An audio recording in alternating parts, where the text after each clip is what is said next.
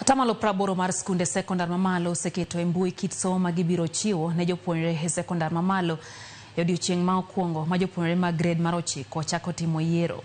Kaka Judith Mondilero, jagoro maongewore migawo mar somo Julius Bitok oyango ni jopuonjre 1.2 tieko yiero no tarik 30 dweni kama biro gombo loko bende ibiro mi thuolo matimo lokruok. If I want to be in this profession, class of profession, what do I need to do?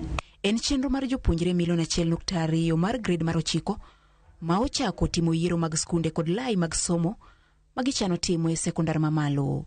Jagoro maongirore migawo mar somo Julius Bitok oyango ni atamalo 80 mag skunde sekondar mamalo oseketo lai magibiro chiwo ne jopuonjre chakre gred mar 10 mbui. 80% of the senior schools have been able to upload their pathways and subject combinations for the learners in readiness that in the next 2-3 days the learners now in junior school can be able now to select their pathways. So it's a seamless process which we're starting today and is expected to run up to the 30th of this month. Bitok manetwa kod Ramogi TV e boma ma Nairobi okoni chenro ni dhi nyime e skunde 24,000 kendo itime e mbui manyien mar Kemis ka jopuonjre yiero kit somo 4 e skunde 12 e rang'eny ma opogore.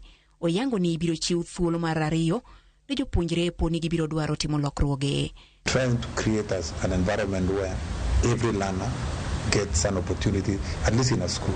We are expecting the entire 1.2 million learners in junior school to transit to senior school. So we are not expecting anybody to remain behind. Maybe there's a mistake which is made in this selection. We are going to give an opportunity to some of the learners, a few of them, to be able to revise some of their choices so that they get the best possible. Like for example, a learner can choose a certain subject combination or a pathway, and maybe the parent is not very comfortable. We'll give an opportunity at some point for the parents also to support their children in what pathways they go. Kajolony tokoni jopuonjre pod ni kod pek e yiero kit somo mag science kod mag lwedo ahinya to machamo wich kata bed ni yiero chakore. Jatatije mar kar puonjo tije lwedo mag CBC Dan Kanarimi yango ni thoth jopuonjre kod jopuonj malimo kar tiegruok mare onge kod lony mathoth e kit somo mag science kod mag lwedo kaka mamulo technical engineering kod weche stima. Technical studies is an area which has not been actualized in most of the schools. And I want to say, by the way, that's where we have the jobs. When the government direction, Ministry of Education direction states that 60% of the learners should go to STEM.